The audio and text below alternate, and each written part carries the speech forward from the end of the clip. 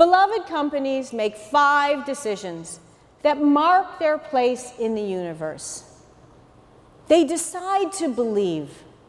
They believe the integrity of their customers, and they believe in their employees. And they practice this first by suspending cynicism.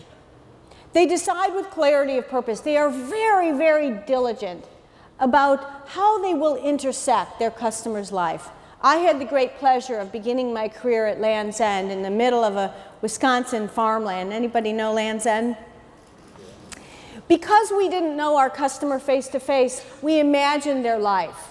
We thought about the UPS driver showing up and handing the box and the emotion that we wanted to receive from it.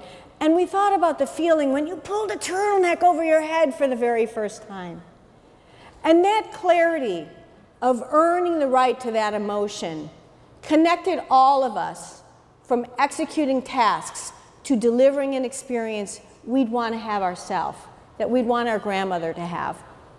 Deciding to be real is about getting rid of the corporate veneer and the packaging and once and for all removing the impression of big company, little customer. Creating an environment where your employees can bring the best version of themselves to work. Being there is about operational reliability, especially in a world of social media. If a customer can't say to another, here's what I get, here's how I get it, here's how long it takes, and here's the consistency that I will always achieve, then you don't have a story to tell. Then in social media, your recommendations will only be as consistent as the best experience or the worst experience, and the inconsistency among those will be your story. Every company makes a mistake. How you recover from it really is your humanity litmus test. The beloved companies decide to make the act of contrition one of their core competencies. Does anybody here have brothers or sisters? I have 6. I grew up in a Catholic Italian family in Chicago, Illinois, and there seemed to be a whole lot of kids running around our neighborhood when I was growing up in the middle 60s. So think back to when you were a child and your brother or sister punched you or pinched you.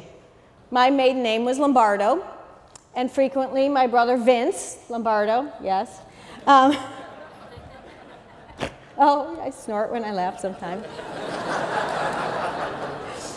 Think it was being with all those pigs in Wisconsin rubbed off on me a little bit.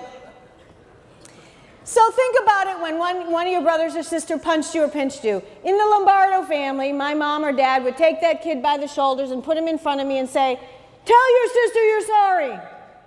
Can you relate? What was the answer you got back?